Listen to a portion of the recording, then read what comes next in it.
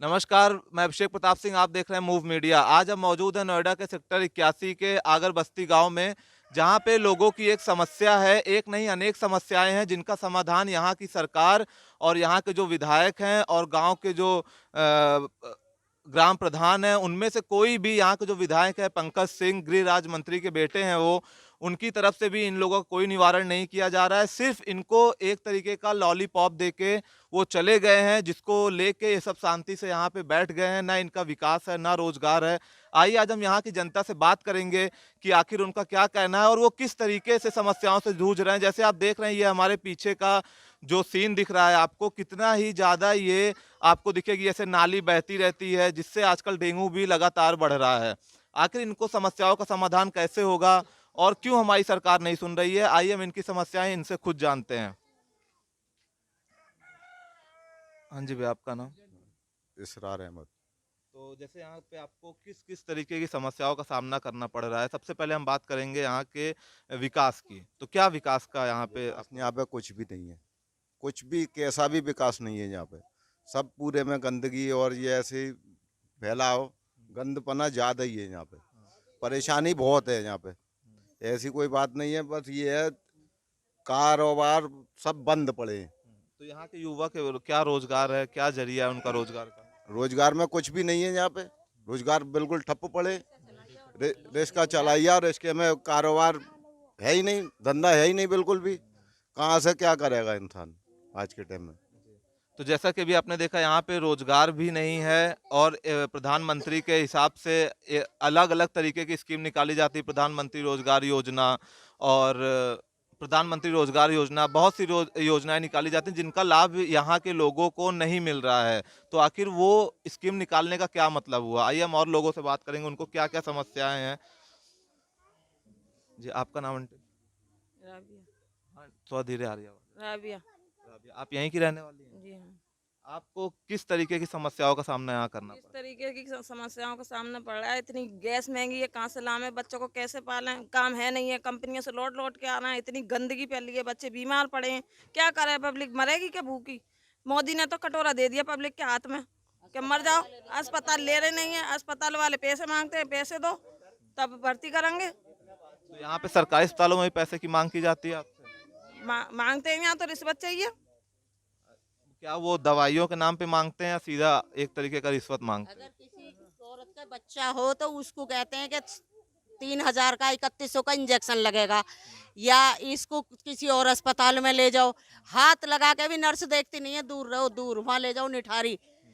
चाहे मर जाए या जिंदा रहे, वो पकड़ती ही नहीं है। कभी कहेंगी वो आशा को गैल लेके आओ। अब आशा को लियो, पैसा कहाँ से लावे?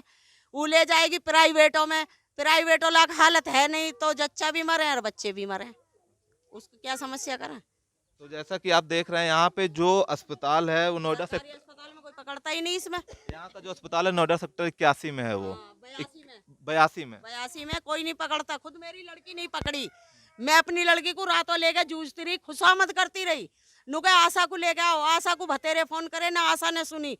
फिर नुके निठारी लेके जाओ, मैंने कहा मैडम पर्चा बना दो निठारी के लिए। ना बनाया पर्चा, फिर ऐसे ही लेके गए, वहाँ जाके खुशामद दरामद करी, तब उन्होंने पकड़ा। वे भी कह रहे हैं पर्चा दिखाओ। मैंने कहा जी पर्चा उन्होंने दिया नहीं। कह दी कि ये लड़की नू नहीं करती और कोऑपरेट नहीं कर रही, पता नहीं क्या क्या इल्जाम और ऊपर से लगा दिया, और लड़की पकड़ी ही नहीं। फिर निठारी लेके गए, उन्होंने कोऑपरेट करा, उन्होंने बच्चा पैदा करवाया, तब लड़की को घर लेके आए। 82 वाले कुछ नहीं सुनते, आशा मांगते हैं 3100 रुपये इंजेक्शन के मांगते हैं। जने काय काय के इंजेक्शन लाने को कहे में सारा सामान मंगावे, यहाँ तक के दस्ताने तक भी घर वालों को ला के देने पड़ते हैं उनको। वो अपने दौर से कोई सामान यूज नहीं करते। जैसे कि इन्होंने दस्ताने की बात की, तो जो हाथ में सर्जिकल वो लगाया जाता है दस्ताना, ये ग्लव्स, उसकी बात कर रहे हैं कि वो भी इन्हीं को ला के देना पड़ता है, तब तो इनकी जाके वहाँ ट्रीटमेंट शुरू होती है। आइए हम आज यहाँ के युवा से कुछ रोजगार पे बात करेंगे और जो अपना परिवार चला रहे हैं हम उनसे बात करेंगे कि उनका क्या कहना है इस रोजगार के मुद्दे पे। आपका क्या नाम है भैया? जी कमल। आप यहाँ पे क्या काम करते हैं? ये काम क्या, बेलदारी कर रहे हैं जी, बस क्या कर रहे हैं? बेलदारी कर रहे हैं, भूखे मर रहे हैं, और क्या कर रहे हैं जी। यहाँ आप क्यों यहाँ, आपके पास रोजगार नहीं है? कुछ नहीं है जी। आप कहीं पे किसी आसपास कंपनी में, जैसे नोएडा एक इंडस्ट्रियल एरिया माना जाता है, आप वहाँ नहीं? भर्ती नहीं लेते इधर। नौकल नौकला आदमी है, नौकल बंदे हैं, यहाँ भर्ती नहीं लेंगे। क्यों नहीं लेते लोकल आदमी? पता नहीं क्यों नहीं लेते। तो जो कि नोएडा में जब नोएडा का प्रतिकरण हुआ तो ये हुआ कि यहाँ पे सबसे ज़्यादा नोएडा के लोगों को नौकरी मिलेगी। नहीं मिल रही जी यहाँ बिल्कुल। कम से कम यहाँ सारे भूखे मर रहे हैं, किसी को नौकरी नहीं मिल रही है यहाँ।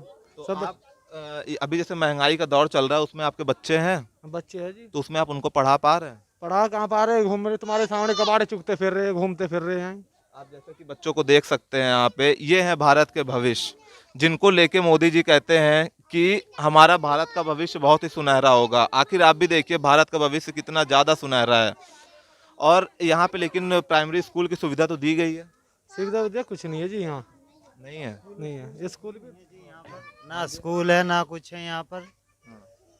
स्कूल भी है, पल्ली तरफ जाना पड़ता है, बच्चे छोटे छोटे हमारे कहाँ जाओ स्कूल यहाँ पर। सरकारी स्कूल है? है भी तो यहाँ पे मतलब पल्ली तरफ है। मेरा नाम मोहम्मद आसिफ है। सरकारी स्कूल है भी यहाँ पे, लेकिन जो टीचर आते हैं वो अपनी हाजिरी चढ़ा के एक तरफ बैठ जाते हैं। बच्चे जो हैं अपना इधर उधर उधम मचाते रहते हैं। बताइए वो कैसे आगे बढ़ पाएंगे? सड़क पास बताइए आज छोटे छोटे बच्चे हैं ये कैसे आगे बढ़ेंगे? चलो हमारी तो ज़िंदगी कट रही है जैसी भी कट रही है, लेकिन इन बच्चों को तो भविष्य अच्छा होना चाहिए ना। ये देखिए यहाँ पर नालियों में कितनी गंदगी, आप दिखाइए इधर अपने कैमरे से दिखाइए। ये देखिए हर घर में इंसान बीमार है यहाँ पे मच्छरों की एरिया से, ठीक है। एक घर में इंसान बीमार है यहाँ पे। आप देखिए किसी को डेंगू हो तो किसी को मलेरिया, किसी को कुछ है, ठीक है। कहाँ से आएगा इसका इंसान? 200-400 रुपये की इंसान नौकरी करता है, कहाँ से लाएगा इंसान? अस्पतालों में जाता है तो वो मुंह फाड़ के पैसा मांगते हैं। जैसे आप अभी हमें थोड़ा भावुक हो गए हैं, भावुक नज़र आ रहे हैं, तो आप क्या काम करते हैं? जी मैं कबाड़े का काम करता हूँ। कबाड़े बिनने जी, का काम करते हैं। रोजाना कितना कमा लेते हैं? सर जी कभी 200 का कभी 400 का, इस तरीके से होता है। आपके परिवार में कितने लोग हैं? 5 लोग हैं। 5 लोग हैं। तो उन 5 लोग का उस 200 रुपए में पूरा हो जाता है? नहीं, सब अलग अलग काम करते हैं ना। मैं अकेला नहीं हूँ, घर में और भी बड़े हैं, मुझसे 2 बड़े हैं, लेकिन वो कंपनियों में काम करते हैं। किसी के 8,000 सैलरी, आप देखते हैं 8 घंटे नौकरी करेंगे तो 8,000 रुपये आ रहे हैं, ठीक है। 8,000 में 5,000 किराए के दे देते हैं, क्या बचता है इंसान को? लाइट बिल इतना है कि 10 रुपये 7 रुपये यूनिट है शायद। यहाँ पे 10 रुपए यूनिट लेते हैं किराएदारों से। जी जी, बताइए कहाँ से करेंगे इंसान? आखिर जब बिजली इंसान बाहर से आया हुआ है 2 पैसे कमाने के लिए कि 2 पैसे बचें ताकि अपना घर मकान बनाए, लेकिन कहाँ से करें? जब यही नहीं बच पाता तो आगे क्या बनाएगा अपने गाँव देहातों में? आखिर एक बड़ा मुद्दा ये भी उठता है कि अगर यहाँ पे बिजली का बिल 8 रुपए यूनिट है तो यहाँ के जो मकान मालिक हैं वो किराएदारों से 10 रुपए यूनिट क्यों लेते हैं? आखिर यहाँ पे जो यहाँ की अथॉरिटी है, जो यहाँ के विधायक हैं, वो ये सब बात उन तक क्यों नहीं पहुँचती है, जो कि पूरे नोएडा को पता है कि बिजली का बिल 1-2 रुपए बढ़ा के ही मकान मालिक लेता है।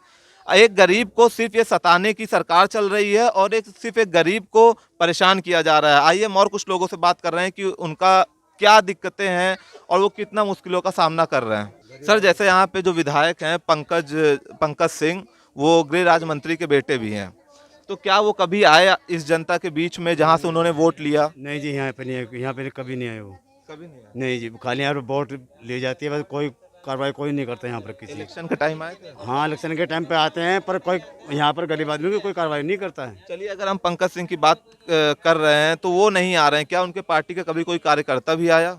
आते भी हैं, देखो जी आते भी हैं, तो हम इतने परिवर्तन उन पर गौर नहीं देते क्योंकि हमारे पे गौर नहीं देते गरीब आदमी पे। यहाँ पर ना मकान है ना कुछ है, सब जगह सहूलियत के बाद यहाँ पर क्या है? यहाँ पर कुछ भी नहीं है भाई। सुनो, कोई भी हो, प्रधानमंत्री हो चाहे कोई भी हो भाई, यहाँ पर हर आदमी हर जगह वो अपनी वो दे रहा है, प्रायोरिटी दे रहा है हर जगह भाई। जैसे गरीब आदमी है, जैसे भाई प्लॉट कटवा दिए भाई, गरीब आदमी को प्लॉट दे दिया, यहाँ झोपड़ी घेर के रह रहे। कुछ लोग ऐसे भी हैं, कुछ ऐसे भी पड़े हैं कि जिनको कुछ खाने को नहीं है, तो बताओ आदमी क्या करेगा? मजदूर आदमी 200-250 रुपये कमाने वाला है तो क्या आदमी पूर्ति कर लेगा उसमें? आइए हम और कुछ लोगों से बात करेंगे कि उनकी क्या समस्या है। जैसी महंगाई का दौर चल रहा है तो यहाँ की लेडीज से बात करेंगे कि आखिर अपना घर कैसे चला रही हैं। ये परेशानी का यही तो जैसे कि यहाँ पे हाँ महंगाई बढ़ रही है, एक मुद्दा जो कि मजदूरी तो बढ़ना रही है, जो खाने पीने की सौदा है उस पर महंगाई इतनी है, आदमी कहाँ से खाएगा, क्या करेगा? गरीब आदमी कैसे बच्चे पाल रहा है? कोई घर में बीमार पड़ा तो पड़ा ही है, इतने पैसे नहीं हो रहे जो इलाज के लेके जाए, डॉक्टर को दे जा 2-3 हज़ार कहाँ से दें? तो यहाँ पे सरकारी अस्पताल में आप क्यों नहीं जा रहे हैं? नहीं जी, गौर नहीं होती है। वहाँ ले जाओ, डरे रहो, कुछ होकर जाए तो और परेशान नहीं अपनी झेलो। तो जैसे अभी महंगाई लगातार बढ़ते हुए नजर आ रही है तो आप अपना घर कैसे चला रहे हैं? अब कैसे चला रहे भैया? जहाँ 100 का खर्चा है वहाँ 85 ही से अपनी गुजर कर रहे हैं, और कैसे करेंगी? और अभी जैसे आप गैस का यूज करती हैं? गैस भी यूज कर रहे हैं, गैस भी इतनी महंगी हो रही है जो भैया नहीं ले पा रहे जल्दी से। बाजू टाइम तो अपने भूखे ही सो जाओ। मतलब गैस न होने की वजह से यहाँ की जनता को भूखा सोना पड़ रहा है। सोना ही पत्ता भैया, जब इतनी महंगी गैस हो रही कहाँ से पूर्ति डालेंगे? गैस 1400-900 रुपया का सिलेंडर आ रहा है, 950 का, कैसे पूर्ति पड़ेगी? गरीब आदमी 900 रुपया कहाँ से ले आएगा? महीना के लिए तो उसे बहुत है, इसके 4-5 बाल बच्चे हैं, महीना सिलेंडर एक महीना में पकड़ ही नहीं पाएगा, इतनी महंगी सौदा हो रही है। और सब्जियां भी लगातार महंगी हो रही हैं। सब्जियां भी महंगी हो रही, 60-70 रुपया किलो तो टमाटर है, जो 10 रुपया किलो में मारे मारे घूमते हैं, अब वो 60-70 रुपया किलो वाले टमाटर कौन खा लेगा? सारी सब्जी महंगी है, कैसे पूर्ति पड़ेगी भाई? तो आइए हम और कुछ लोगों से बात करेंगे कि उनको क्या समस्या हो रही है। यहाँ की जो युवा है, जैसे जो जनता है, जो यहाँ पे नौजवान है, उनसे हम बात करेंगे कि उनको क्या क्या समस्या का सामना करना पड़ रहा है। आप क्या काम करते हैं? ऑटो ही चलाता हूँ भैया। ऑटो चलाते हैं। हाँ, किस एरिया में चलाते हैं? यहीं पे सेक्टर 80 में। तो दिन भर में कितना कमा लेते हैं? वही 300-400-500 रुपये। 300-400। उसमें आपके परिवार में कितने लोग हैं? 4-5-6 हैं, 6 लोग हैं। 6 लोग हैं। उसमें गुजारा हो जाता है? नहीं हो पाता, तो आप इस महंगाई के दौर में अपना घर कैसे चला रहे हैं? बस जी टाइम पास कर रहे हैं और क्या कर रहे हैं। गुजारा- बच्चे हैं आपके? 4 बच्चे हैं, उनकी शिक्षा कैसे चल रही है? बस ऐसी चल रही है जैसे लॉकडाउन में हो रही है, बस मतलब घर पे ही हो, कुछ पढ़ाई नहीं हो रही? कुछ नहीं। तो जैसा कि आप देख रहे हैं, यहाँ के लोगों के साथ लगातार खिलवाड़ किया जा रहा है। वो दिन भर में 400 रुपये 500 रुपये कमाने वाला व्यक्ति 900 लगभग 1000 का गैस कैसे खरीदेगा? अगर वो दिन भर में कमा ही रहा है 400 रुपये, जिसके परिवार में 6 लोग हैं, तो यहाँ के जो ना कुछ सुधार है जनता के बीच में, और ना ही यहाँ पे लोगों को ध्यान दिया जा रहा है। और इनका ये भी कहना है कि अगर हम पास के सरकारी अस्पताल जाते हैं तो हमको मुसीबतों का सामना करना पड़ता है।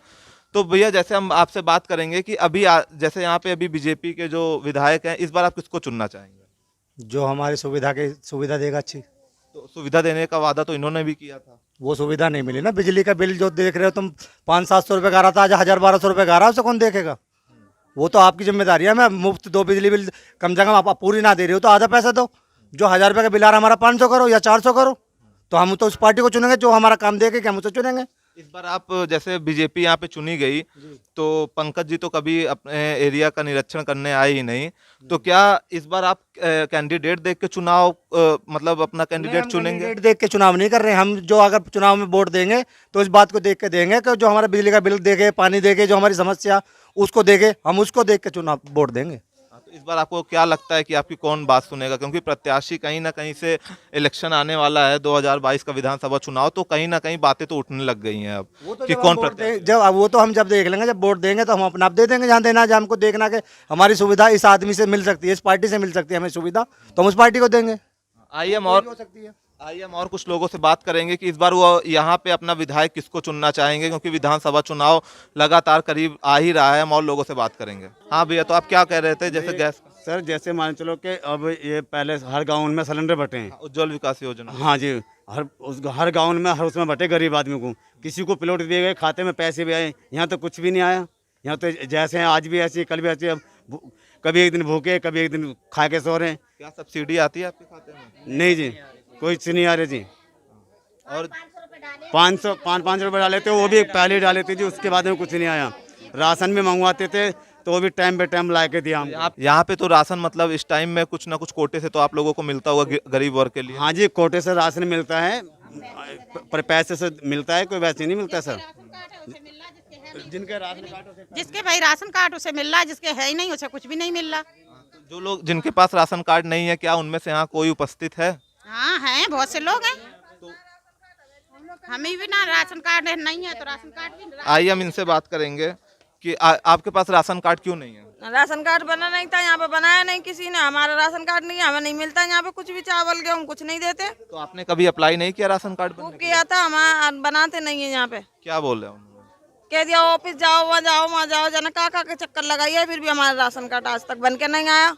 जैसा कि आप, कमी है ना मोदी जी की। अब तो पब्लिक को तो यही चाहना है कि किसी गरीब के यहाँ तो रोटी पकड़ेंगे, कोई गरीब भूखा ही सोए जा रहे हैं। तो जैसा कि आप देख रहे हैं, जिनके पास राशन कार्ड नहीं, उनके पास राशन नहीं। आखिर राशन कार्ड बनवाने की भी तो जिम्मेदारी यहाँ के जनता की है। वो ऑफिस जा भी रही है तो उसको वहाँ से सिर्फ चक्कर कटवाया जा रहा है कि आप इस ऑफिस जाइए और उस ऑफिस जाइए, जिसके बीच में उनको राशन का सुविधा नहीं मिल पा रहा है। आइए हम और कुछ लोगों से बात करेंगे। तो जैसे कि यहाँ की स्थिति बहुत ही ज़्यादा नाजुक है, तो इस बार आप अपना विधायक किसको चुनना चाहेंगे, किस पार्टी के चुनना चाहेंगे?